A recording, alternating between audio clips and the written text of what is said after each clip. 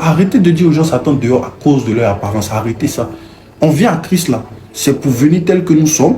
D'abord, c'est lui maintenant qui fait le travail. Le problème, c'est qu'on veut être Saint-Esprit dans la vie des gens.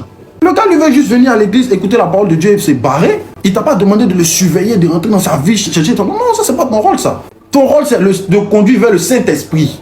Enfin, mais je me dis que quand même en 2024, là, on va pas revenir parler de ça. Mais c'est quelque chose qui existe encore où on est là. Ah, les vieux pères. Vous voyez, on a abandonné beaucoup de choses pour venir à Christ. On a porté notre croix. C'est assez difficile. Vous n'allez pas encore venir nous demander de nous rendre vilains pour mettre dessus. Non, là, il dit que c'est quelque chose que ne peut pas accepter. Cherchez pour la jeunesse. Parce que c'est pas facile. On le veuille ou pas, la vie chrétienne n'est pas facile. Mais on veut maintenant être un peu frais encore pour mettre dessus là. Si vous venez parler des sirènes des eaux, venez parler on aura des vilains. Que nous là, 1 Corinthiens 11, verset 14. La nature elle-même ne nous enseigne-t-elle pas que c'est une honte pour l'homme de porter de longs cheveux? Où est péché qui est écrit ici? Non, bah, il veut voir, en fait, il veut comprendre pour moi-même m'imprégner de la parole. Je ne veux pas rester dans l'ignorance. Je veux être un avec la parole de Dieu. Je veux comprendre les Écritures. Amen. Je veux tuer le vieil homme. C'est non seulement bibliquement parlant, tu as tort.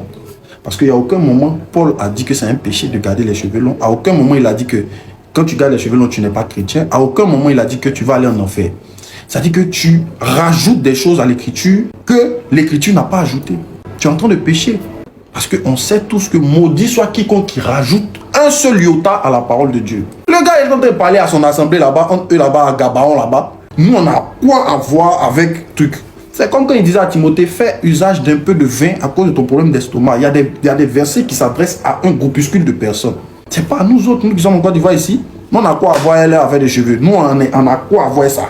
Mais au moins, on est intelligent, on sait que cheveux ne peut pas créer problème. Il n'y a rien. Un seul problème que cheveux peut créer. Si ce n'est pas pellicule.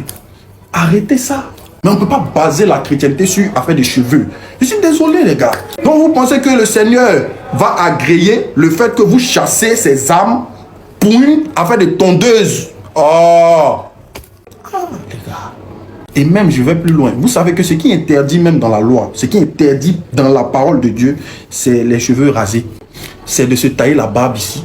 Lévitique 19, je crois au verset 29 ou 27 là. La Bible dit, c'est interdit de coiffer les cheveux en rond. Comme ça, on interdit ça. Vous qui faites les coiffures à ras et puis vous venez sur nos pages ici pour venir bavarder les cheveux là. Votre verset est là. Mais on ne va jamais venir brandir ça devant vous parce que ça ne va pas venir perdre le temps pour ça. Joe, il y a des âmes à gagner, les gars. Donc si tu vas appliquer la parole, applique bien la parole, frère. Maintenant, si tu estimes que ce genre de choses-là, ça n'a plus sa place dans la nouvelle alliance, enfin, il faut arrêter de fatiguer les gens. La Bible dit que celui qui est fort dans la foi soutienne celui qui est faible. Les gens viennent à Jésus, là, c'est pour trouver du réconfort. Le monde juge déjà. Le monde juge déjà. Les gens qui sont dans le monde, là. Ils n'ont rien fait, on va t'accuser.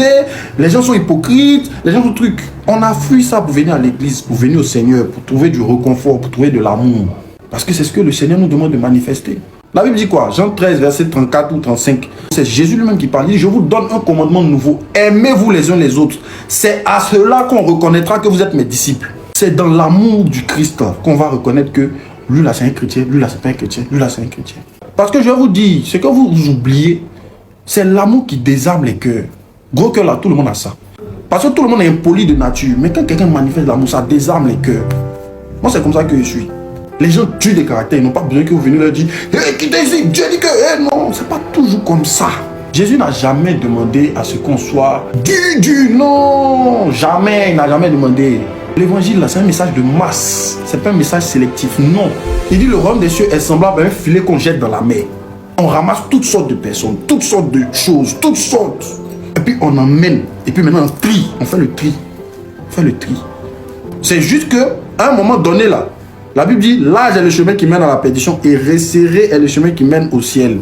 Ça veut juste dire que les gens vont préférer plus être dans la débauche que ranger leur vie. C'est ce que ça veut dire. Sinon, ça ne veut pas dire que c'est deux personnes qui doivent être sauvées seulement. Non. La Bible dit que Dieu veut que tout homme soit sauvé et que tous parviennent à la connaissance de la vérité. Dieu veut que tout le monde entier soit sauvé.